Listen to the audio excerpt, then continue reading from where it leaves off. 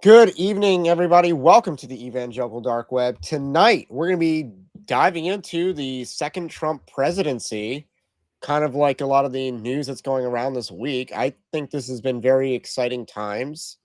I think my opening thesis will be that, not opening thesis, but one of the things that I said on Monday was that January 20th, 2025, is the single greatest day in the history of the Republican Party.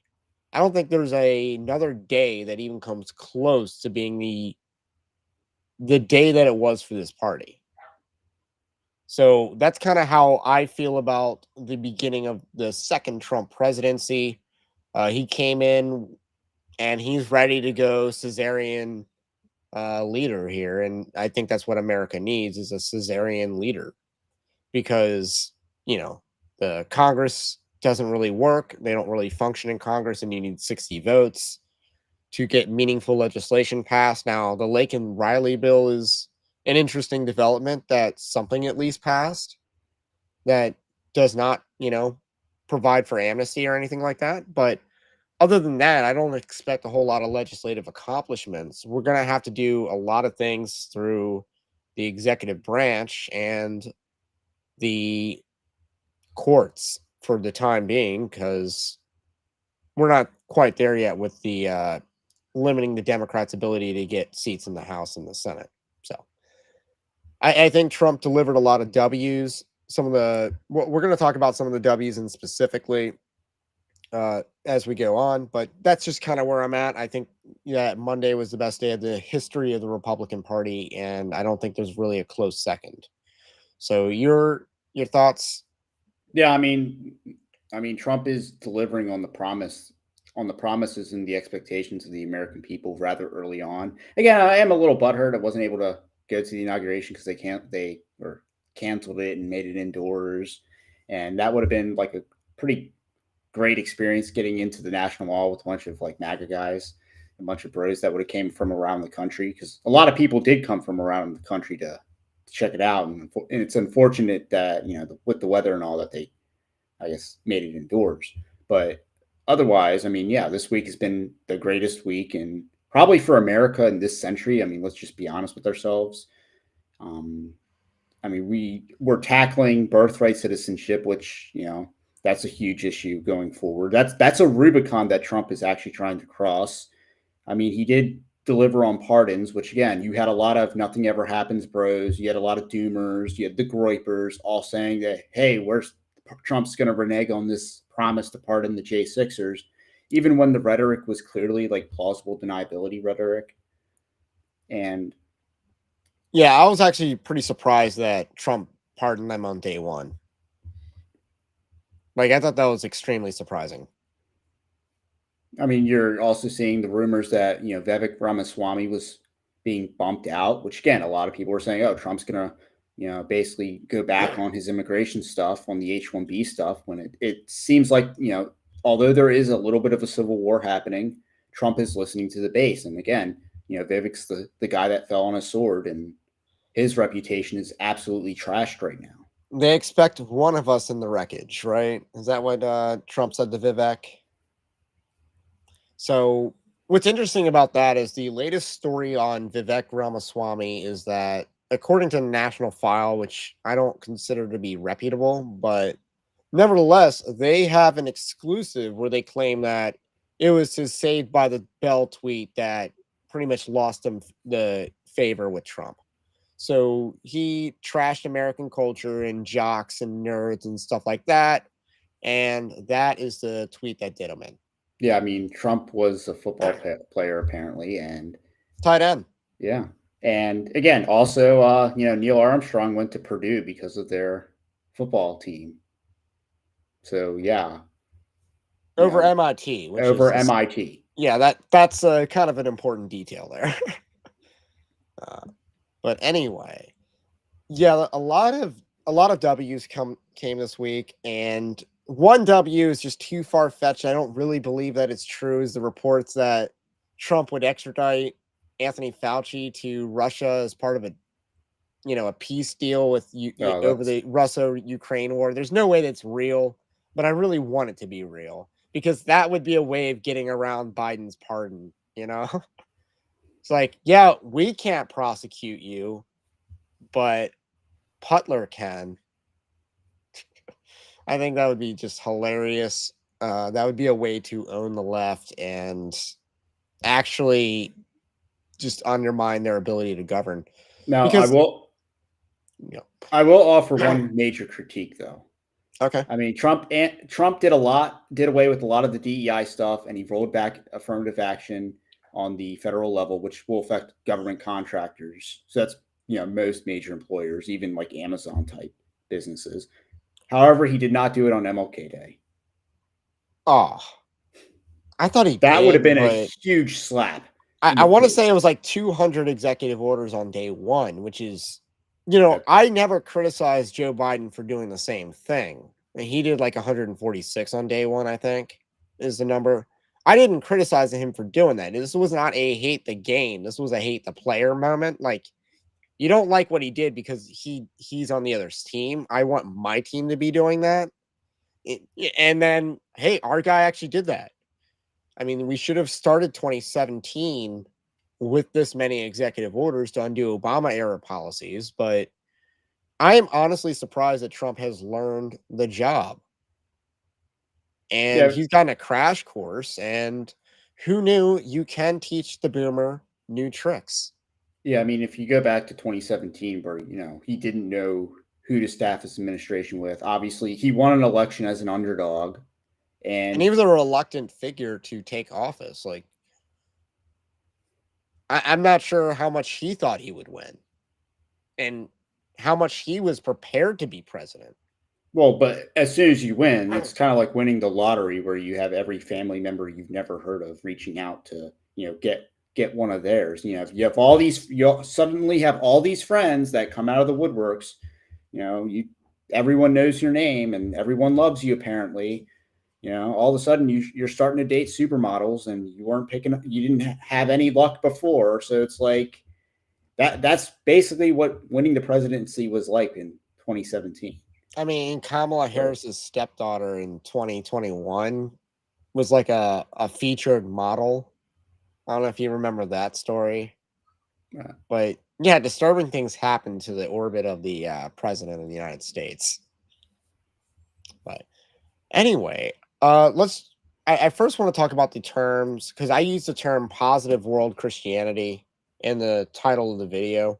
So it's important to kind of break down what I mean by that. So there was a book that was written, I want to say it was the Benedict option, that talked about positive world, neutral world, and negative world.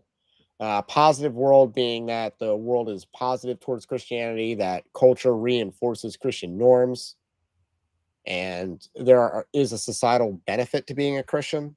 Neutral world meaning it doesn't really exist. There is no, or not, there is no benefit, but there's no cost either. And then negative world is, there's societal punishment for being a Christian.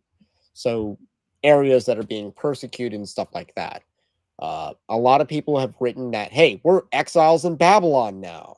Or we're a negative world. We should be preparing for persecution and stuff like that. So there's been a lot of dooming material in evangelicalism specifically, because that's the area that we cover, for as long as I can remember. But keep in mind, it's not like I was like 8 years old reading this stuff.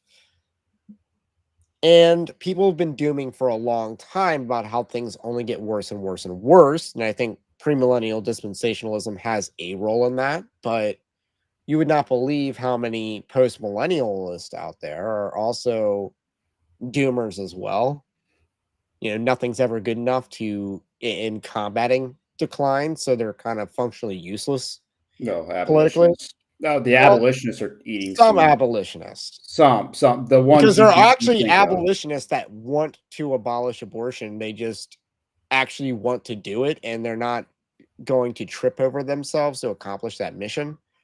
And then you get the premillennial dispensationalists, who are often doomers. So, but they're often also politically very useful. Like, they're not politically useless and Yeah, I So mean, a lot of what we might criticize with the pre-mill dispy, you know, vote for Israel over America kind of voter. I mean, yeah, they are very useful in terms of their voting habits. As they show up to the polls, they're in the primaries, they're reliable voters, and even though they might not be the most ideologically or theologically correct, they show up. They're so actually useful. my theory is that we're heading back in the positive world. And I think I do think this will be the case. There is a cultural hegemony shift. This did not happen when Trump became president the first time. The culture actually, by and large, radicalized against Trump. And now the culture is radicalizing, or I don't want to say radicalizing, but you see there's a vibe shift towards Trump. It is palpable. Yeah, I mean, and a lot of people might complain about the tech bros and how like Elon Musk, even Jeff Bezos, who brought his hooker to the White House or no, the Congress. Then you have Zuckerberg, um, Girlfriend. sorry, girlfriend, who wore a bra, which is literally a Seinfeld episode. Yeah, she But was it's like not classy. you have all these tech bros, sitting, paying millions to watch the inauguration. They're bending the knee to the new regime. Because again, some of them probably aren't necessarily ideologues. I would probably describe Zuckerberg, and then some of them who basically went with the old regime, they're switching sides, which that always happens in a political transfer. So Which makes that you is think basically. that a political transfer didn't really happen in 2017. Makes Yeah, you I think mean, that. in some ways it did, in some ways it didn't. Well, it didn't, but there It were some people that did make like entreat with Trump. I mean, Rex Tillerson comes to mind, but obviously a lot of those people had their own interests. So they probably thought they could game the system, not necessarily that they're bending the knee to the system. and now Trump is Caesar. And So again, very fascinating development.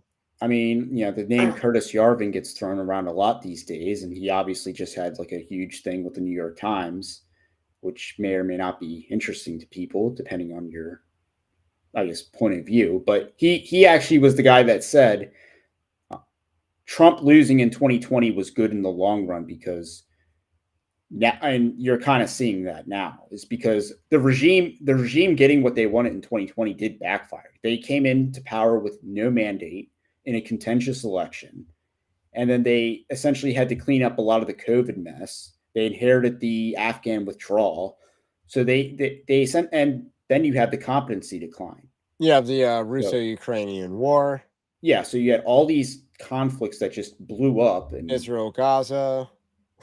which I mean, a lot of that they instigated. But at the same time, instead of just letting Trump win, be as effective as he was in the first term, you you gave it to Biden, who's senile, came in without a mandate, and pretty lost fairly easily, and had to get cooed out of office. Now Trump comes back. It's just like, okay, he had 4 years to stew, and he also had better understanding of the job, and he also had a more loyal team. Yeah. I mean, I think you're right. I mean, God works in mysterious ways. And the way God worked here for the United States of America is actually, in some ways, yeah, his ways are definitely higher than our own because this worked out, and you can see how I can see how things are going to be way better. I think Trump, for the next 4 years, is going to be better than Trump would have been 2020 to if his 2024. presidency was just ending. So this second term is going to be better than the second term he was denied previously. So that's kind of my theory. I think, and I do think there's going to be a vibe shift, and we're going to see more Christian values. And you're already seeing that. Like college football is, maybe if they didn't have their, championship game on inauguration day, like a poorly managed organization, and they had it like a month ago, and instead of being deep into the NFL playoffs. But the two teams that made it were the two teams that were wearing their Christian faith the most. Notre Dame and Ohio State. So, and football and contact sports have always been more overtly faith approving. Athletes in those types of sports, football, UFC, boxing, they tend to be very give glory to God types, but it's definitely been turned up some notches this year. And again, I mean, you can even see it in the everyday culture. I mean, we talked about the Bible sales. Obviously, the internet is shifting towards Christianity. It's shifting towards things that are, I won't say enchanting, but enchantment might be a good word to describe it. But the idea of something being transcendent, greater than oneself, like the Which idea of, includes tradition. yes, and that's why you see like the orthos, the Catholics really capitalizing, or a lot of people kind of gravitating towards those older traditions because they want something that's transcendent, that's deeply rooted. And, even though they're theologically incorrect on several issues, that people, they want to see something that stands the test of time. And oftentimes you see, evangelical Christianity that just trails the culture and is several years behind the culture rather than being steadfast. And some very important examples of that. I mean, some people point out contemporary Christian music is just trailing secular pop music. I would like to point out that feminism and Me Too, like the church is embracing Me Too more, and the culture has actually moved away from Me Too. Yeah, The Johnny Depp trial happened 2 years ago, and the culture's moved away. It said, "Hey, Johnny Depp got screwed. Why are we entertaining the Me Too movement anymore?" I And the mean, yeah, church is they're like, "Yeah, Jennifer Lyle's a victim," or I could just name more examples. And we need to bring Rachel Den Hollander into the church to teach us how to be trauma informed. yeah. I mean, they literally are trying to Kavanaugh Pete Hegseth in his confirmation hearing with some story from which is literal hearsay from the sister-in-law of his second wife or whatever, saying that he made her fear for her life. They're literally trying to Kavanaugh him at the last second. Well, here's the And thing. no one's buying it. No one cares. We're done hearing about it. We know the game. Yeah, I'm fine with just summarily dismissing it because I don't care. But and this is a guy who's in good standing in a church and is repentant, and his pastor assures us that he's repentant. Now he could be lying, but I'm going to give him the benefit of doubt and the preferential treatment that he's a Christian, so he should be telling the truth on this. So obviously, I have nothing to really go against that, and even care about what some affidavit from a ugly divorce proceeding has to say. But I got an article that I want to I want to talk about Trump's impact on the church, and I wrote this article earlier this week. I wrote it on it was on Monday. So how will the second Trump impact the church? And I do think that the second Trump is definitely going to be different than the first Trump. So I say that Christians drastically underestimate the impact that a national leader has on the church, or how much the church has on said leader. Perhaps the head of the nation is conducive to the church flourishing or floundering, or perhaps the triumphs of the church result in national blessings, such as more competent leaders. So I'm not saying which one causes the other, is what I'm saying. In either case, it is historically evident that the president of the United States is a reflection of the church. So one thriving impacts is you can see if one is thriving, the other is thriving. I think that the health of the church and the health of the nation are joined together, which I don't know if that was, to Tocqueville that said something similar to that, but in crediting why. And you can see this not just in America, but you can see this in other nations as well. I'm not going to get into any examples because my examples would probably be a little too controversial. So, one example is that the Jesus movement happened under Richard Nixon, or that the moral majority fought to oppose Jimmy Carter in favor of Ronald Reagan. So, I kind of want to highlight the Jesus movement and Richard Nixon because if any president, if I had to guess, if I had to bet on any past president being saved, I would probably bet on Richard Nixon. as in just going back and finding the first one. Yeah, I'm going, we're on President 47, flip the pages back some, and how fast can I catch one? Maybe Gerald Ford was, I don't know. I don't know enough about Gerald Ford. I don't think Ronald Reagan was. I just don't. But Richard Nixon, he had some base moments. I know he's bad on the Federal Reserve thing or the gold standard issue, but No, that one's probably a little more complicated, but because uh, if he's taking into account that America was functionally bankrupt and therefore he had to do something about the gold. but Nixon is a But pretty good parallel for our times because 1968, 1969, all those riots that went on because of the Black Lives Matter, the civil rights movement. same thing. Yeah, it really is the same thing. It's the same movement. It just echoes in history. That and so were the early 1990s Rodney King Yes. riots. It's the The, same thing. the Wyatt riots in LA are the exact same thing as the Rodney King riots in 92. They're the So exact same issue. so Same yeah, people, same story.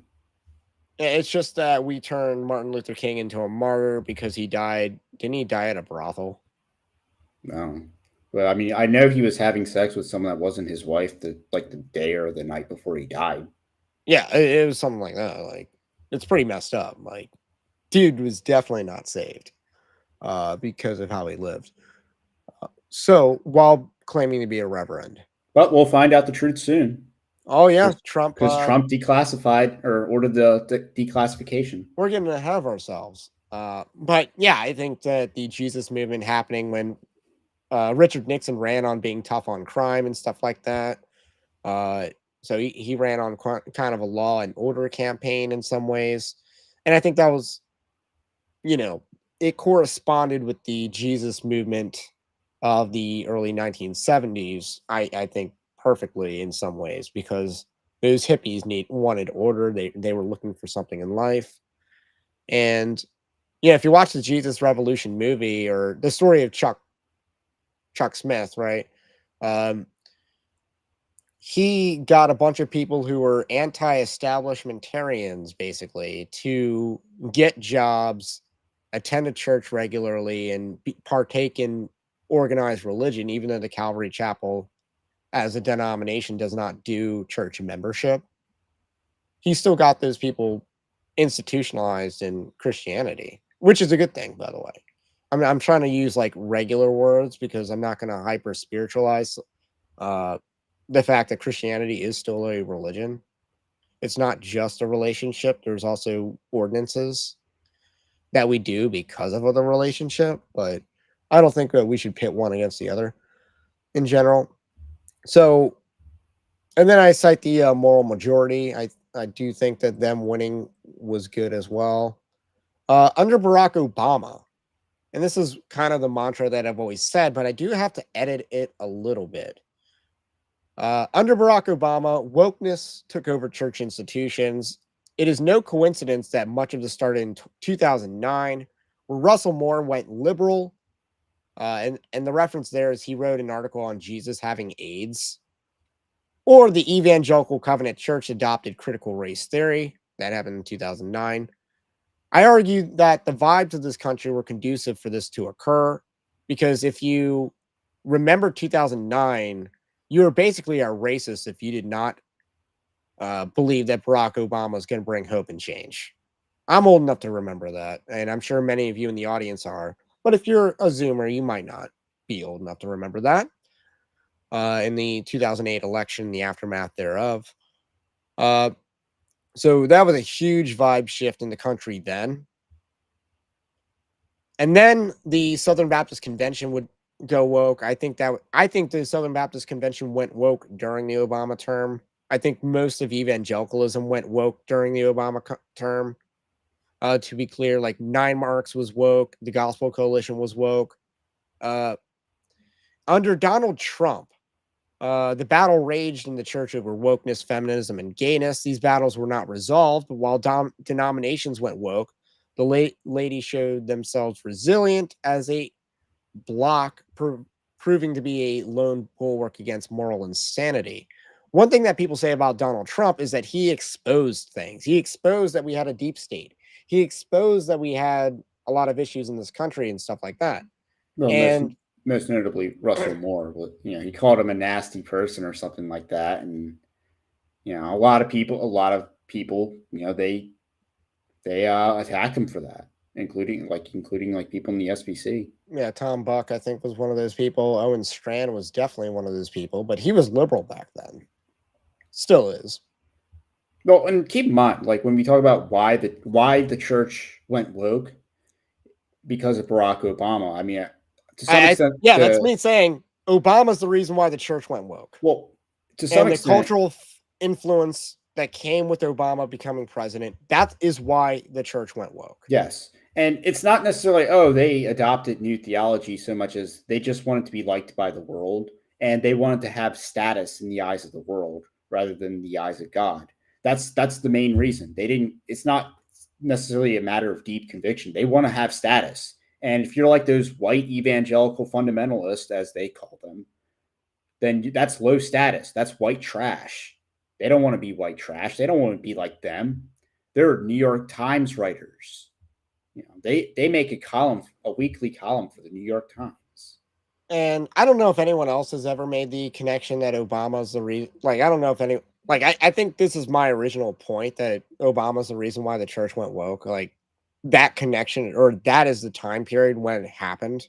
And I'm connecting it to Obama being president. Like, that, I don't know if anyone else has ever made that claim. And then Trump is when the church got exposed. I think he exposed the church. He exposed a lot of the institutions as being woke, as being liberal. And because Trump was an exposer, the media was exposed. I mean, I knew about the media back in like 2014. I'm like, these people can't be trusted to tell the truth. But most people did not. Trump was a lighthouse for exposing the media, for exposing the government corruption and stuff like that. Now, again, I don't think we win by exposing things. I think we win by winning. Yeah, I mean, and that's what we didn't have enough of in 2017 through 2021. I mean, we didn't have enough wins. Calling out plagiarism isn't actually going to win anything. Right. If you're just talking about, winning, if you're just talking about the exposing the left or whatever, or nitpicking or hypocrisy calling, then you're not actually in a position that says I'm winning or that I want to win. Right. You're being the beautiful loser. So many things were exposed while in the church while Trump was president. So Joe Biden's presidency, I changed what I've said in the past. So Joe Biden's presidency lacks an aura of legitimacy and competence. In the church, we saw how evangelical leaders also lacked justification for their influence in evangelicalism. Already, many were woke liberals, but it became clear that the leadership of those opposed to one form of wokeness was open to another. Moreover, the old guard of leaders allowed wokeness to make great strides in the church in the first place. So there existed an unspoken competency crisis that has led to many new leaders and institutions emerging. So what do you think about my comments on Joe Biden's impact? That's what you added to the article? No, that's what I've added to my take on Joe Biden's impact on the church. Okay, yeah. I mean, the competency crisis is real. And you're kind of noticing that with the Democrats. The ironic thing is they don't actually have a bench. So Biden has actually depleted all the competency that the Democrats have because they don't have a bench. Wokeness doesn't allow them to have the most talented people be their candidates, who would be unironically white men. And so they have nothing because their entire regime was juxtaposed to hate white men, Christian men, and men in general. And in many ways, the evangelical church has kind of been called out for basically being anti-white, anti-male. So just as, and again, a lot of that was with Obama. Obama was specifically the rise of the anti-white church. And then you have Biden being very much the exposure and kind of the capitulation of the anti-male church, which we're still really fighting in 2025. Like 2024 was a year where feminism was the foremost issue in the church. Yeah, I mean, I don't disagree with that for sure. I mean, as far as like the number one and two issues to go, I do think feminism and the homosexuality issue are the two biggest issues facing the church. And I'll give you that the feminism is the biggest issue because I think most people know to keep the gayness out, but there's a lot of YouTubers that are trying to, Sean McDowell, we talked about him lately. But a lot of them, Ruslan KD, most of the Christian YouTube world is probably on the side B theology bandwagon because they very soft side B, and they either don't know better or they want to appeal to the gays and to be liked and to not be mean when it's just like, no, you and any sane society, your people would, or your group of sodomites would be like, So basically what I'm saying is that the competency crisis applied to the church, and yeah, I mean, that's been very exposed. And I think that applies to Woke Wars 2, which we've done multiple live streams on Woke Wars 2 and videos and stuff like that. And that's even the video I did on ReformCon 2025. And so on Monday's video, I talked about this. And I do think new leaders are going to emerge and supplant the old leaders because they did not defeat these false ideologies that were entering the church. They let this happen on their watch. They were the watchmen, and they didn't do enough. I mean, and to give a parallel, you see this a lot in like academia, where academia pushed out a lot of the competent people. So a lot of the best discourse that's happening, or like, more ideas being spread, is happening outside of academic circles. It's happening with Anons and Substacks and YouTube videos that are, you get history lectures from like Martyr Made, or you get, Dave Green, who can absolutely wax Neil Shenby a new one. And you get better discourse online than you would at a university. You learn more online than you would at a university. Oh man. And so much that you can learn on YouTube. And that same mindset also applies to the church, where it's like the seminaries were putting out crap. I mean, John Harris's whole YouTube channel exploded because he was calling out the SBC seminaries. And, the SBC seminaries are generally better than a lot of the mainline seminaries that have been bad for years. And so the weakness in the seminaries allowed for better theological discourse to happen outside of the seminary system. And along that point, I wrote an article in the Southern Baptist Convention promoting Freudianism. That was Thursday's article. So you want to sign up for the newsletter, by the way, because you don't miss any of these articles if you're on the newsletter. That's linked in the description below. But this person who wrote an article for the ERLC of the Southern Baptist Convention, it's just academic credential, this supposedly Christian institution, this supposedly Christian institution, this one. It's like all these different supposedly Christian institutions is like, and then this person's basically pushing therapy culture onto the church and pharmaceutical antidepressant lifestyle onto the church. It was just such a bad article that they were pushing. But yeah, so here's my prediction for the Donald Trump, second Trump impact on the church. Donald Trump's second term begins with an aura of legitimacy and a vibe shift where the nation seems ready to give him the reins. He begins with a host of new leaders and new alliances. Perhaps this will be reflected in the church in the next 4 years. Now, I wrote this before the winning started. Yeah, this was the Monday morning article. This was I wrote this like 2:30 on Sunday night is when I wrote this article. It was pretty late.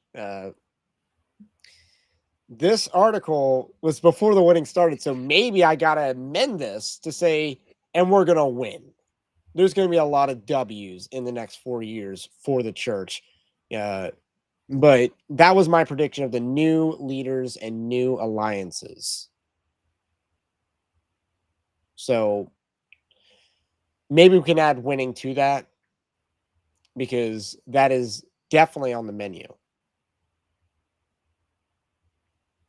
I mean, I know we talked about one of the previous live streams where Trump or the evangelical church or a lot of the forces in it are rejecting the very revival that God is giving them, which again is predominantly male driven and predominantly white driven, and that is the new Trump administration. It's predominantly going to be I a do got lot. to give a shout out to Hispanics because as Yes, a demographic, the Hispanic evangelicals they're going to the right. They're shifting to the right dramatically. So I got to give a shout out to them. but I Uh, mean, so there is a sense in that since a lot of these leaders were rejecting the very revival that they're being given, and what's more sad is as we talk about with Jeff Wright, with a lot leaders like James White and Doug Wilson rejecting the very audiences that would most naturally gravitate towards them. But the grass is as fertile as it's ever been, and the leaders, again, you're seeing the crop of leaders that will develop, they will mobilize, they will coordinate with one another because the internet is allowing that. There's several movements out there that are designed to get people from the online circles into real life circles. how about you describe that for a second? Because I'm not sure everyone in the audience would agree with that. So I mean, obviously, I mentioned Dave Green earlier. He's big into promoting what's called basket weaving, basically the idea of a weave where you where all the anons get together in real life. Another major group that does this, Old Glory Club, which one of the things I'm part of, that's all about getting high, pretty like-minded, right-wing, kind of more of a frat legally and structurally, but it's designed to get people from online circles into real life to build that network and to build them in regions.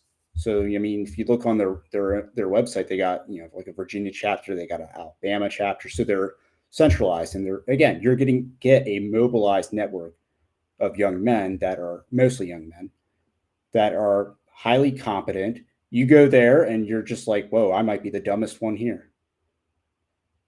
So, All right, so that's a good answer. I thought that was good practical advice for the anons out there.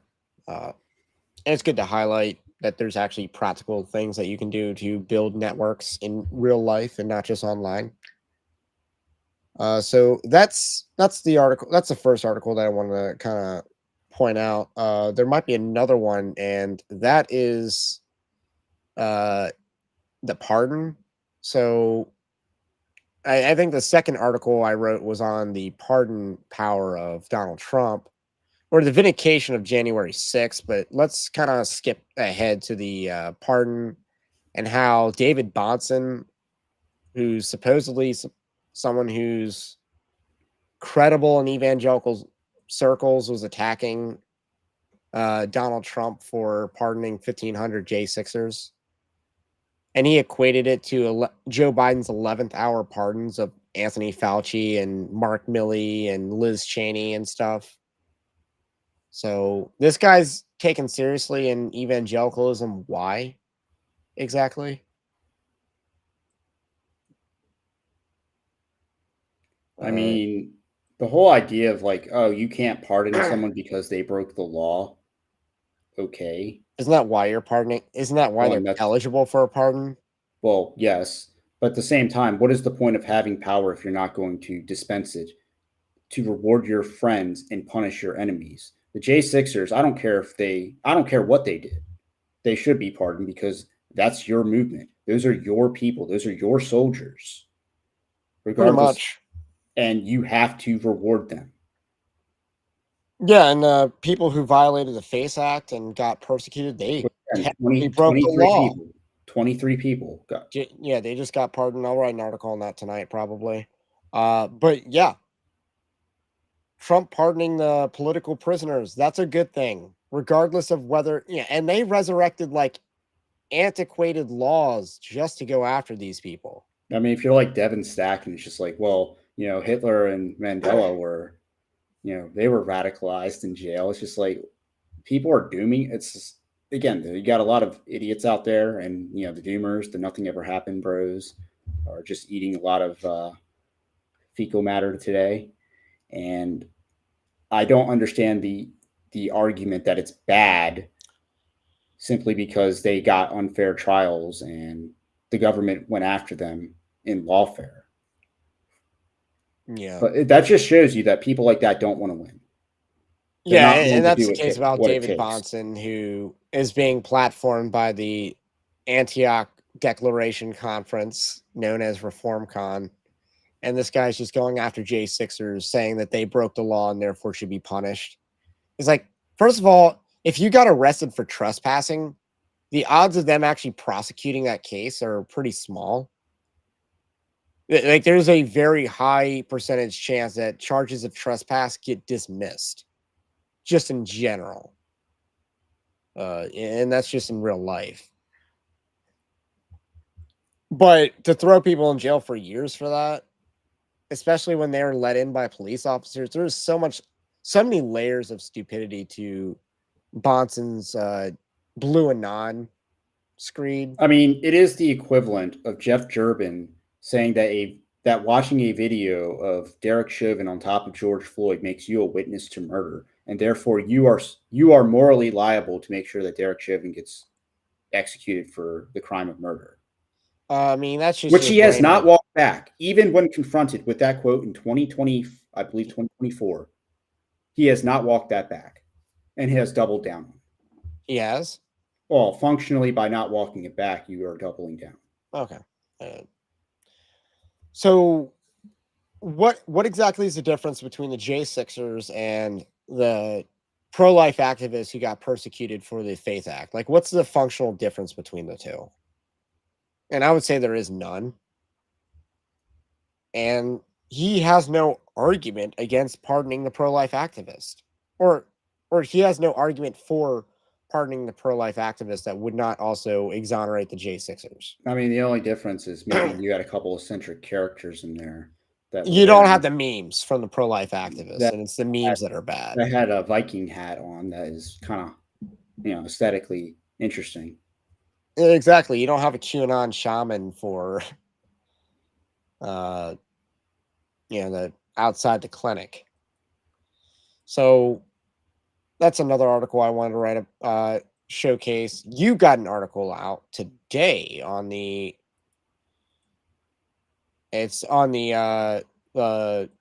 Trump and the nasty marmy people.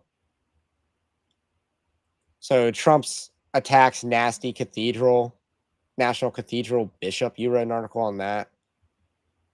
So what were your basically Trump got like woke scolded at a So the national prayer, right? It was a benediction prayer, right? The prayer service is kind of like one of the traditions. It's on the inaugural schedule for Tuesday, and obviously you do the service at the National Cathedral to abide by the tradition or whatnot.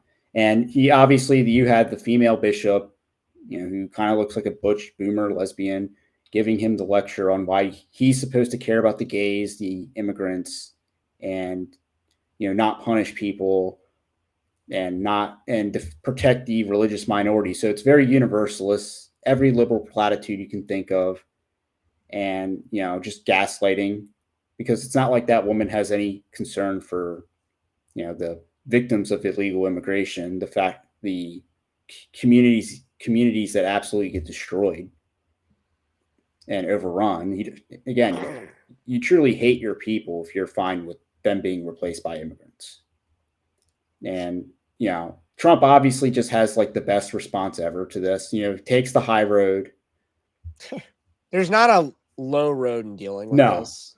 But calls her. I mean, again, this is the quote: "The so-called bishop who spoke at the national prayer service on Tuesday morning was a radical left hardline Trump hater. She brought her church into the world of politics in a very ungracious way. She was nasty in tone and not compelling or smart. She failed to mention the large number of illegal migrants that came into our country and killed people. Many were deposited from jails and mental institutions. It is a giant crime wave that is taking place in the USA. Apart from her inappropriate statements, the service was very boring and uninspiring, was a very boring and uninspiring one. She is not very good at her job! Exclamation point. She and her church owe the public an apology! I mean, I love Exclamation point. I the love that. pettiness, Yeah. and obviously the use of the word nasty to describe a woman is just Ouch. that's what we need. Yeah, I mean, he's not going to care about the repercussions of sounding sexist for doing that, and I like And that. just from an optical standpoint, it's a total win because she could have just done some generic like nothing burger of a prayer or whatever, and people might have derided Trump for showing up for a woman pastor, but instead you kind of see the ugliness of female ordination on display for the world to see. And then you And have Trump saw it firsthand too, and I think Trump's gonna be like, "This is why they don't allow female pastors." And Paul wrote that very specific thing in verse and 1 Timothy 2, right? He'd say 1, right? yeah, he listens to Australian pastors, but yeah, I mean, and then you have the images of JD Vance and Trump being rather apathetic and bored during the service and just kind of having to endure. And that's the most relatable thing to a lot of guys out there, is having to listen to like these like unintelligent women lecture them about, and especially if they're Theology. young, especially if they're like young and went through like the college and school system in like the last 10 years. I mean, there's so many memes about it. Like I'm sure everyone here has maybe seen that image of like the obese black woman lecturing a college. It looks like a college classroom on diversity, equity, inclusion, or whatever. She's wearing like the white, and it looks really bad on her. You know what I'm talking about? I might not, but There's no way you have not seen that image. But it's like the meme in real life. You're listening to these people talk, and they don't look like serious people. And she does not look, like you said, boomer lesbian, does not look like a serious person worth listening to, much, especially on theology or matters of moral imperative. Okay, yeah, Roman Shaman knows what I'm talking about. It's like one of the most iconic images of DEI training. So, but yeah, I mean, it resonates with the American people. It resonates with the average Joe who doesn't want to be lectured by some like boomer Karen stereotype on how to do their job. So we've kind of talked about the W's in the church.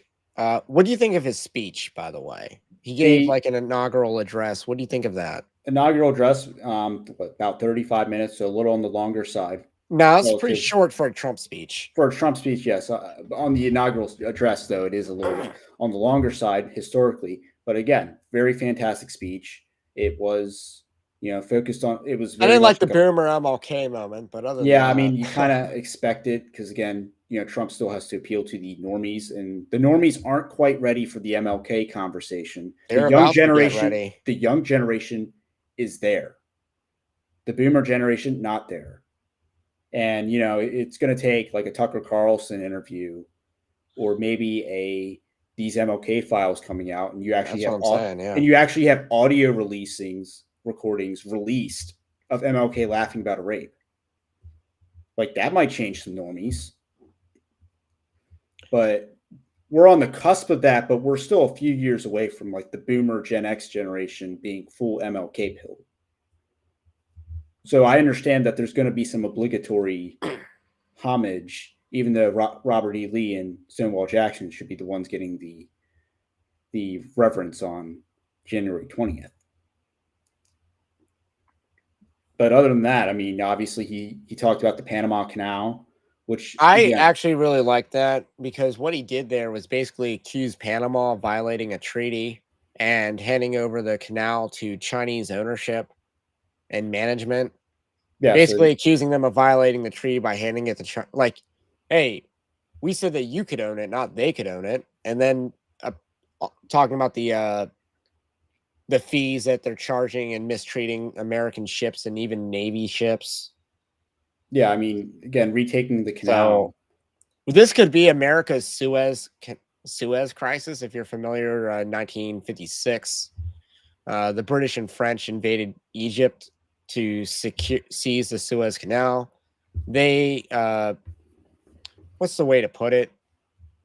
They tucked their tails and ran at in the face of international condemnation because Dwight Eisenhower did not want this nonsense during an election year as an October surprise in 1956. And they also trusted Israelis military to invade. If they didn't partner with Israel, it probably would have been fine because it wouldn't have had Cold War implications for turning the entire Middle East to the Soviet bloc. That was America's concern. So I'm trying to explain like how this is going to be that, right? Except we're not going to tuck our tails and run at the pressure of the international world order. And we're going to get our canal back. Yeah, I mean, but at the same time, that is one way of imposing like a tariff on China, because if they're able to import their goods into like Miami or the Baltimore port or even like the New York port, they're not, you could charge them more to cross through the Panama Canal. So again, you could use that as an extension of a tariff and again, they probably are using that against our exports to make our exports more expensive to go to Asia. Theoretically, we could just implement a naval blockade on the Panama Canal, and I don't think it would be very hard to take it back.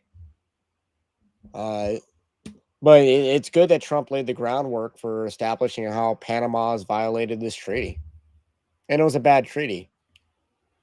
So I mean, obviously, trying to think of all the bangers. I mean, he didn't mention. And the Greenland. other part is that Greenland is also necessary because I love that Trump seems very bent on making the Middle East irrelevant, because Greenland is very vital to the Northwest Passage, which is very mythical.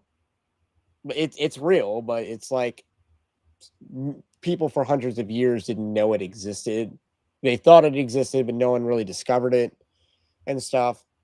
I mean, Greenland's on one end of the Northwest Passage and Alaska's on the other end. And, that is also a very vital shipping lane that we should be exploiting more of, because the Earth isn't flat, by the way. So it's actually shorter to go around that way to the Pacific.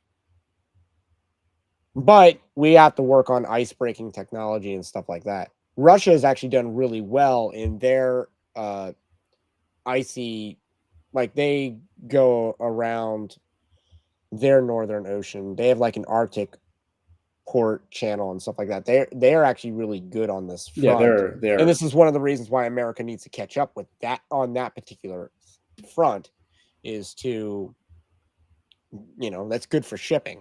And ice breaking technology exists. We can mass implement it on boats, and we should be doing this. It's good for fuel costs. It's good for connecting Alaska and stuff like that, and resources.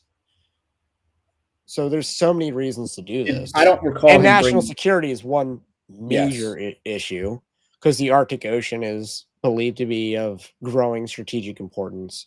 So now, he didn't bring it up with Greenland in the address. He did not, but he did bring up Panama, which I thought was excellent.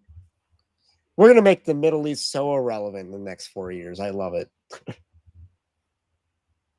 But I mean, obviously, he is talking more about the cultural impact of what he wants to do. He wants to restore Mount McKinley, which Obama changed to Denali.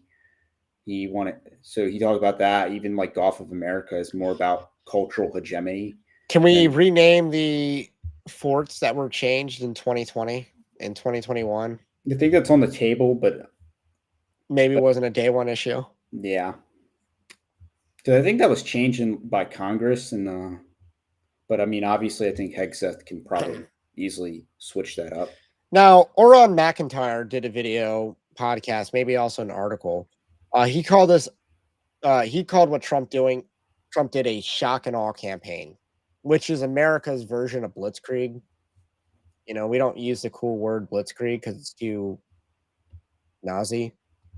But we call it shock and awe, because it's kind of the same thing, except maybe the one difference being America doesn't necessarily outpace our supply lines. because we can just supply relatively easily compared to before times. But he just unloaded a plethora of executive orders, and we're getting rid of DEI, we're getting rid of we're recognizing two genders, we're shutting down a pro-abortion website that was on the government's dime. So he's doing all sorts of different things, and they have no real way to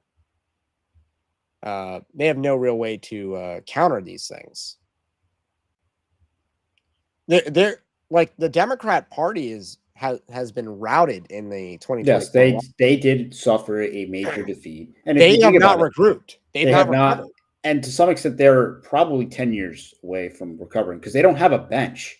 They basically said, if you're white and male, our party is not for you. And even when they have Gavin Newsom, who's the presumed front runner for 28, These wildfires are looking bad for that. that looks bad. He kind of has a looks like Tarzan fights like Jane mentality. He's great. He looks great until he opens his mouth.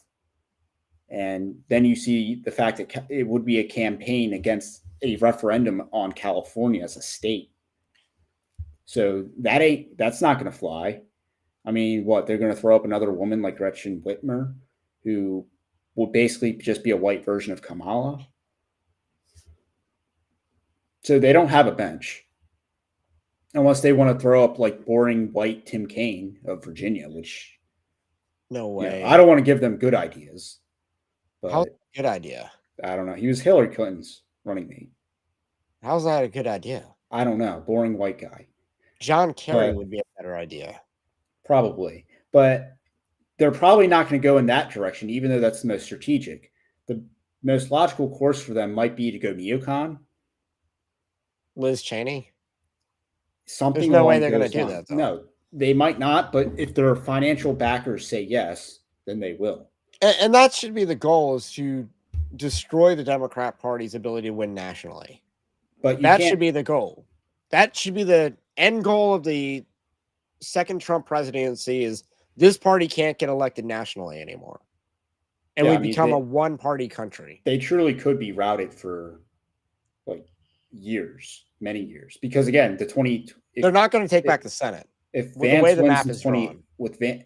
If Vance wins in 28, then he controls the census going into 2030, which would then allow a very favorable redistricting map of the South and the Sun Belt.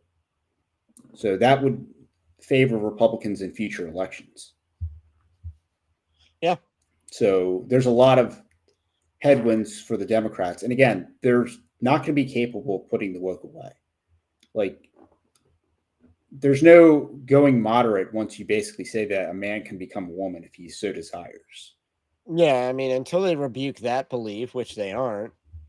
But they're not capable of. And it seems like they just gave 13 Oscar nominations to a movie that is basically that glorifies transgenderism. They gave 13 Oscar nominations to it. So the left isn't going to cave on this issue, even if there is a cultural vibe shift.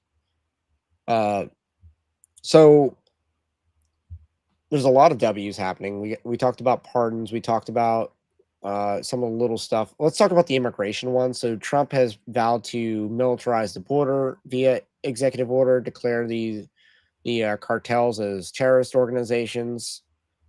These are good moves, and he wants to end birthright citizenship for anchor babies. Yeah, I mean, the terrorist organization one is very important, because that means he can go after China, which basically exports either the fentanyl itself, or they export ingredients that are then turned into drugs. So they are more or less a raw material supplier for the cartels. I mean, Trump mentioned something about a soft invasion of Mexico. So, I mean, yeah, you could start putting more boots on the ground. It's like, wow, we're going to actually have our military industrial complex serve American interest. Well, he can also weaponize it against the immigration issue itself, because, you smuggled yourself into America. Well, you just did business with the terrorist organization. That's grounds for deportation. Okay, so Romans 8 Shaman says they export ingredients to Mexico. Okay. Yeah. Yeah, I mean, I imagine a lot of like the the meth and like a meth super lab, like Walter White in Breaking Bad. They're creating the meth super lab in Mexico. They're probably getting their Wait, stuff wasn't that from train wasn't the train robbed in Breaking Bad related to China? Yeah. Well, Yeah, so they would blame China for the lack of quality in the methylene. And because it would weigh exactly the same while not being as potent, because that was part of the science behind that episode, the train robbery, as well as they would, I guess, the difference between the weight of water and the weight of methylene. But yes. So fun facts. So yeah, it was like a 6-to-5 ratio, I think, in Yeah. the Trump So episode. But where were we? So a lot of W's. One W that came up was the releasing of the JFK files, the other files. I'm like, this is gonna wreck, and the JFK, RFK, and MLK files. And I'm like, this is gonna wreck the post-war consensus. yes. Because keep in mind, there is I would say there's a 50% chance that the Israeli government is involved in at least one of those three. I wonder which one. Highest bet would be the RFK. I would say JFK. JFK. I think RFK would have the highest odds. I thought there was like an Israeli pilot or something. There's stuff involved in that, but I would say 50% chance one of those three has Israeli connections. And I think 100% chance that MLK is shown to be a massive degenerate and would get canceled even by today's standards. Yeah, you're going to have a lot of the Christian articles saying, well, we got to accept the good of MLK and spit out the bad. And George Washington owned slaves, but we still like him too. Yeah, I think you're going to get some of that for sure. But so you're going to have like moral equivalency of like slave ownership to the sexual sins of MLK. So that'll be something to look forward to. He was just doing reparations for Sally Hemings. Is that going to be the logic? But anyway, yeah, it's a pretty interesting concern that the MLK files will be limited to the assassination. I'm not sure. I don't think so, because that is they were investigating him illegally, but because he was a communist agitator, they were investigating him. Well, so they had tapes. Well, with MLK, that's FOIA, but they keep delaying the release of the files, even though they should be legally accessible under FOIA. Like, there should be nothing classified regarding MLK.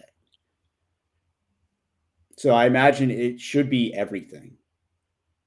But now the JFK one, that one would be the one where they might have some more redactions and withholdings. But I mean, that's the biggest thing, but I think this will wreck the post-war consensus. Well, keep in mind the fact that he's doing it, first week in office.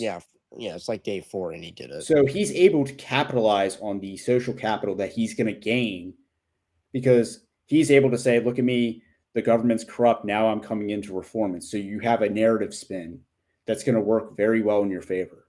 And you're going to get a lot of the, I won't say the online bros, but you'll get like the Rogan crowd. So you're going to get a very loyal base in the Rogan crowd. And I think that's a crowd that actually will show up to vote for Trump. I don't think there's a crowd that would show up to vote for Kamala, like for real. She was that bad of a candidate, just like I said she was. Joe Biden would have done better. As a vegetable, Joe Biden would have done better than Kamala Harris on the Electoral College. Because Trump's ceiling was pretty much 312, maybe 322. I mean, if you want to add Minnesota, Virginia and Minnesota would have been the two, and New Hampshire, but Maine maybe.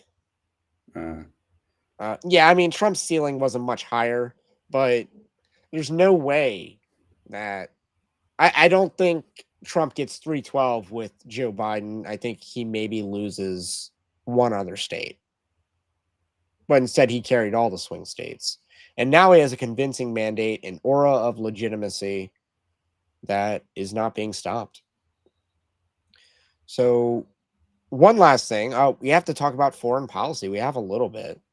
I think Trump is the reason why the ceasefire is existing in Gaza Israel war. I think he's the reason for that. Which And also, he is he is basically twisting Netanyahu's arm to get the ceasefire done. yeah, I mean, and this might be the end of Netanyahu, which is a a day to praise God, given how many evangelical politicians worship the guy. We Catholics have Mariology, and a lot of Protestants have Netanyahuology, even though he's like a terrible human being. And this will be likely the end of Netanyahu because his own country hates him, and him ending the ceasefire will pretty much be the end of him. Or him As implementing a ceasefire. Yes, because once Israel says okay, once that stomach for war is gone, and once I don't the think they had the stomach to war to like, persist they for. don't, because they have an army that's filled with degenerates. Well, they had 15 months. Well, They had 15 months of doing relatively the same thing that you did in the first few months. Like here's the thing, and people thought this was controversial, but I basically said that Israel didn't win. That's not to say that they lost, but if you look at the map of the invasion of Gaza, it first of all looks like a penis, and they did what I would call a tactical circumcision of the Gaza city, or what's one of this city in the north was basically circumcised from the southern part of Gaza. Uh, but they did that very early on, and they did not really progress in their invasion since. They leveled a lot of buildings. They took very high casualties compared to Israel's other wars. And I don't know how much they had a stomach for this high volume of casualties. no, especially when you start tackling the Lebanon invasion, where they fared less successfully than they did the last time they invaded Lebanon and fought against Hezbollah. I mean, obviously they got And they got the Houthi rebels and the Houthis in Yemen are able to attack Israel apparently. So there's a lot of stuff going on. I think geopolitically they didn't really achieve their objectives. I don't think militarily they achieved enough of their objectives. Like well, they did not eliminate Hamas from being able to do this again. and they also expose themselves as very weak to attacks in the future. If Iran wanted to, they could destroy Israel. I'm not It's not a super contest. convinced, It's but not a contest. They broke through the Iron Dome with 60, I want to say upwards of 60 to 80% success. And they obviously you don't hear much about what was damaged because they weren't targeting civilian centers. They're not like Israelis. yeah. But yeah, they can throw hypersonics at them. The And Iron Dome's that's not as effective as it's been made out to be. That's been exposed on the global stage. I mean, there was this one guy who called it the Iron Sieve. I remember reading about way back. He was kind of a contrarian military expert, and he was not a big believer in the Iron Dome. But So, either way, like Israel can't really claim a W because I don't think they achieved any long-term objective. And now they have to pay to rebuild what they destroyed in Gaza. Like if I were an Israeli citizen, I'd be really pissed that our tax dollars are gonna pay for rebuilding something. well, paying for something and being an Israeli is Okay. already grounds for anger, right? But yeah, I mean, they And actually come up. supposedly this deal could have been done in May. So Well, this yeah, is the same deal from May. It's like this. these people had to be, held captive for No, I will say there would 7 months be longer two because you differences. wouldn't take the deal sooner. There would be two differences. One would be the Lebanon invasion. The other would be Syria. Which, I mean, again, that's not as much of a win as you would think, because I would say that the Russians and the Iranians are punting the ball and putting the West into a goal line situation, or defending from their own goal line, and they might be able to just return to power in a couple years. But also, you're actually giving a lot of power into the hands of Turkey, a NATO ally, which is not exactly going to be friendly with Israel. Yeah, Turkey's the country I'd be more concerned about, actually, Yes, because I mean, they are industrialized and not on the earth. the verge of a demographic collapse. Yeah, I mean, Turkey is. I China, mean, I'm not really worried about. They have no long-term future and they have no military success to look back on. yeah, I mean, they have a demographic crisis in China, but Turkey is actually kind of rebuilding an Ottoman thing. And if you think about it, Syria being ruled by Turkey is kind of normative in human history. So Syria being a Turkish proxy, is probably a decent thing in the long term, but it doesn't actually help Israel. Yeah, I don't think Arabs are And very martial people. again, Netanyahu is going to be weaker going forward. So he basically delayed the deal by, a year just to remain in power for a year. So, I mean, and again, Trump's not I a mean, fan it'd of be one thing if they achieved something significant to say, hey, this is never going to happen again. But I don't think anyone believes that this is never going to happen again. There's a lot of Israelis or Zionists who are hating on the deal, but Trump made that deal happen. Yeah, I mean, Uh, he can claim credit. this is the equivalent of the Iran hostage situation ending because of Ronald Reagan entering office. This is the equivalent of that. So Uh, the the other other thing would conflict I be want to okay, you can have the last word on would this. I want be the rumors that to Trump is interested in making a deal, and that is probably going to be imminent. I mean, it seems like you're even seeing some similar buzzings over in Moscow about what Putin's plans uh, are. So the idea of a peace coming in the spring for Ukraine is probably more okay, likely I than it wanted to was. shift to that one actually. Yes, let's shift to the Russo-Ukrainian war. I don't think Trump is going to succeed in this one.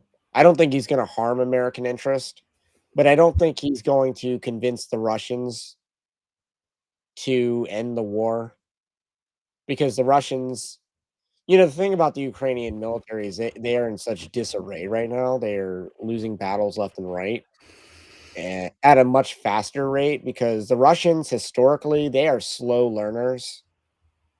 Well, I Uh, mean, this is yeah, modern. you're gonna let the Germans get all the way to 5 miles outside Moscow before you learn how to stop them and stuff like that. Or you're Peter the Great and you're gonna take a few beatings before you actually earn the title the Great. So the Russians historically they are slow learners militarily in a conflict, But but this is this is like the first modern conflict and between armies. it's a yeah, and it's a very interesting one at that because Russia has been a slow learner in the conflict and the lessons that they have learned. It's very fascinating. The use of motorcycles in warfare is pretty interesting. Uh, No drones. drone warfare is very interesting to watch. As far as a development historically, but the way that they pay their military, like Russia's going to build a middle class of military veterans from this war. Like they're going to make a lot of money in Russian currency from this war. So it's kind of like they don't have a recruitment issue, and the only thing that slowed down their recruitment was Christmas. Whereas the Ukrainians have 100,000 plus desertions. So there if you're an army that has 100,000 plus desertions, they're not going to survive much longer. No, I And mean, the invasion of Kursk, it has some strategic value as a bargaining chip for negotiations, but you are first of all losing, you're getting chipped away there. Second of all, you're not negotiating. I think Trump will be very favorable towards Putin because he wants to make the deal happen, and obviously that means selling out Zelensky to an extent. And I think Putin Hopefully, does. Anthony Fauci as well. I think Putin has sustained enough damages to where he would have an impetus to take the exit ramp upon a good deal. Because again, he was willing to negotiate with until Boris Johnson sabotaged the deal back in 2022. So I do think Putin offers terms, he would abide by such terms. And obviously, Trump is also kind of a man of his word. So I think you could have, if you have the men in the room being the negotiators and not, these subversive weasels like Uh, Blinken or Johnson, I think you actually could get a deal. Right Said Free Fred says Russia has a military advantage, but they're sick of the expense. Putin wants the war over in 2025. Yes, there is a chance. I You're 3 years into a conflict. You are for going to this is a start. four, but yeah. Yeah, you're going to start seeing some war fatigue. Yes and no. I mean, like I said before, the recruiting numbers have actually been really good. But part of the reason for the negotiated pullout from Syria is Putin saves 50 billion annually upholding Assad. That's a pretty good observation. And the thing is, I think Russia was sick of Arabs not being able to fight because the Wagner mercenaries basically did a lot of the heavy lifting for the Syrians against ISIS. I mean, as far as field, And they don't like the Syrians very much because they can't fight. I mean, as far as field position goes, I think Russia. And they Again, tucked and run the first sign of battle. Like they won with what 15,000 units were able to overthrow the Assad government because they didn't fight. It's basically what happened, right? I mean, Trump is kind of entering not necessarily a no risk situation because again, if he sustains the war, then that would be bad towards his base. So I think Trump has an incentive to make a favorable deal, and the media doesn't have the legitimacy to call him a Russian agent anymore. So I mean, so he has a lot of upside risk to I making guess this deal happen. my point is that I don't think Putin is good. I don't think you can say, "Hey, current battlefield lines is a new border of Russia and Ukraine." I don't think Putin's going to take that deal. I mean, I think there'd have to be more to it, and I think Trump would be willing to give him that extra that extra. The 4 oblasts that they've claimed, Yeah, I think he would be. I think he would be willing to make a deal, make the along with deal. recognition of Crimea. I'm not sure if Russia wouldn't ask for more. I think they would. Obviously, they'd have to with regards to like demilitarization of Ukraine or whatever. No commitment to NATO, which I think Trump would very much uphold a no commitment on NATO. So I mean, a lot of the goals that he sought for, I think Trump would actually uphold, and Trump wants the victory of saying he got the deal done, and that this war wouldn't have happened if he was in charge. Both of which he could claim if he gets a deal, regardless of what the Yeah. terms are. I So guess my skepticism is I don't think Putin needs to take the deal because Russia currently is in a very stable position for continuing the war. Now, does that change in 3 months? well, I do think But they are doing very well in January. but the cost and war fatigue do weigh on Putin. So there is downside risk for Putin continuing the war.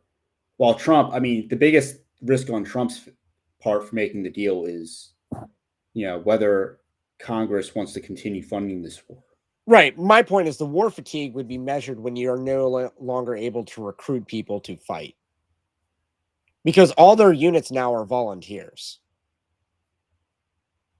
So that would be your measurement of war fatigue. But the fatigue slow or the recruitment slowed down, but because of Christmas. Mm-hmm. Or that's a logical explanation. If the recruitment continues to slow down because they've recruited everyone that wants wants more than a peasant life in Siberia or the Urals. If they've recruited everyone, then that'd be a different story. And in a war of attrition, they have the numbers and they're using them pretty well. I don't see them stopping the war without more gains, territorial gains than what they currently have on the battle lines. So that would be my take on that. Let's get to some questions. I saw a question earlier, so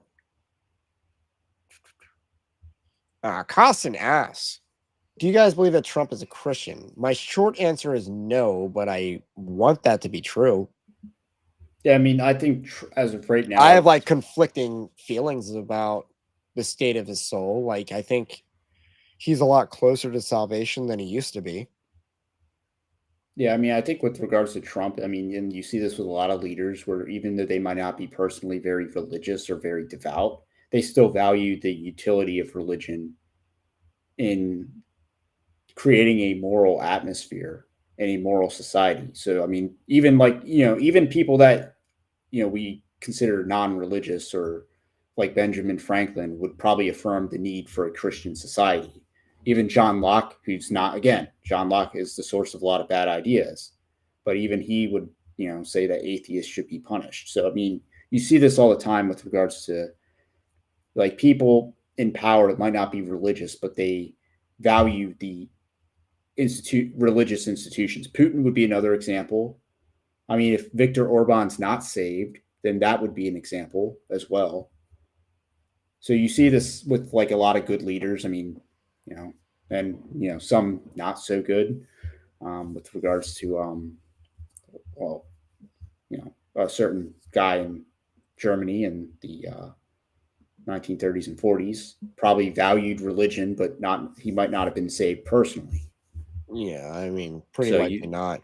Uh, Mussolini is also a pretty interesting case because he was very, Mussolini, Franco, very like, friendly to the Catholic Church compared to everyone else prior to him in the Italian monarchical government, and maybe was personally Catholic by the end of his life.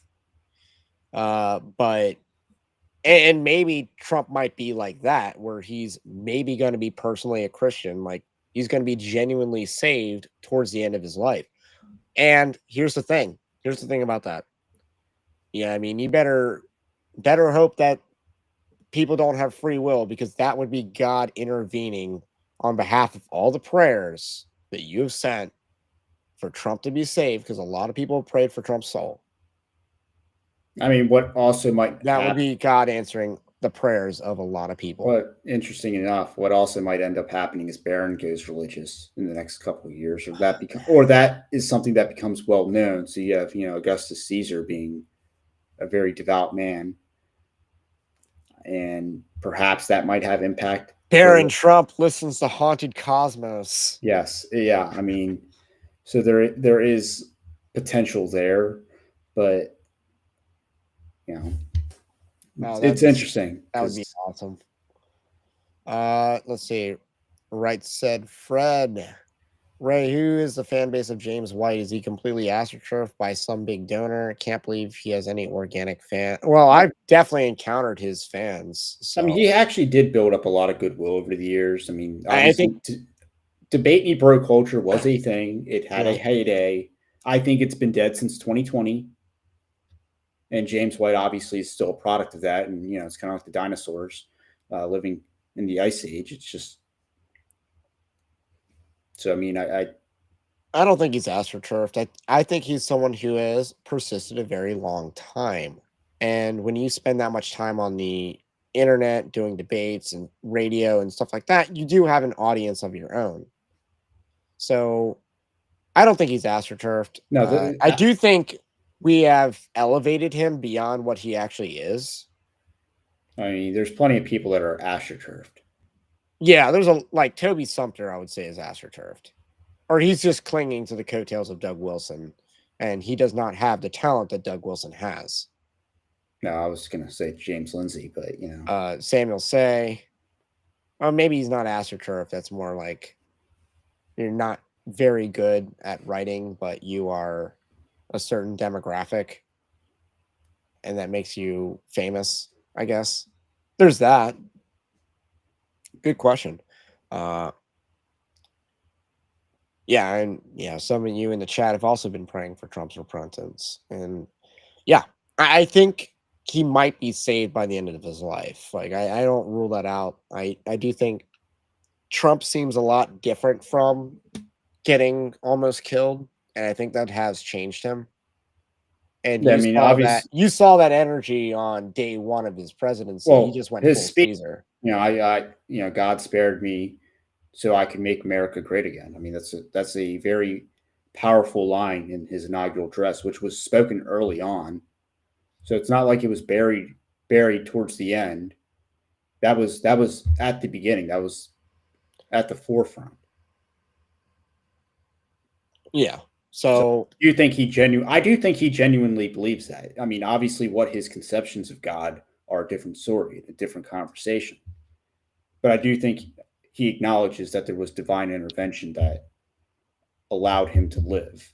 Yeah, I and mean, I hope that he becomes a normie Christian, because I mean that would be very good, because there's so many people that are just, they're not like in the online fray or in the know of who all these people that we talk about are, but they've just kind of accepted the truth of Christianity. That they're not theologically knowledgeable, and they just, believe. And I hope that that's what Trump is, uh, or becomes, because I mean, here's the thing: if you are expecting Trump to be saved and then to do end a MAGA rally with and text 10 of your friends, "God's not dead." No, that's not going to happen. I don't think Trump is going to do that. He's not going to go in that direction. I don't think at all. But I think Trump could be very normie. I don't want to use the term nominal, but I think he can be a very mild Christian, if that makes sense. I And mean, that's what I hope is the case right now. to some extent, it might be better that he would be slowly going into it rather than like very gung ho and like the brightest flames burn quickest kind of thing. What, as opposed to, you want him to be slow going in rather than a Kanye West Yeah, yeah. or Russell Brand Yeah, see, so there's some good examples on, there's what people would expect. or Jordan Peterson, who's Well, not really going into Christianity, but nonetheless, I'm going to use him as an example. so So I'd rather his faith be very subtle for his own sake rather than him conceited, as the him Bible trying said. to like be too forthright with it to where it becomes like a Russell Brand or a Kanye West. So I think that, because again, that would be a very bright flame, burns out quick. Gets Yeah, very and there's a parable about that. But it seems like the concerns of the world, to mention that parable, have driven Trump closer to God, well, which, yeah, the concerns of a bullet. I mean, a Very, year ago, I would not have thought that Trump was anywhere close to being saved. But I do think, surviving a headshot is has heart checked him. Right? That's the way to put it. So good questions all around. Uh, Thanks everybody. This is the well, Evangel. What? they Yeah, came at the king and they and they missed. missed. Yeah, they did. Words of them are little. So, if you like this kind of content, do also subscribe to the channel, to the podcast. If you are new, that's the best way to help out with those magical algorithms. Otherwise, have a blessed day. Stay based. Christ is King. We will catch you on the next one.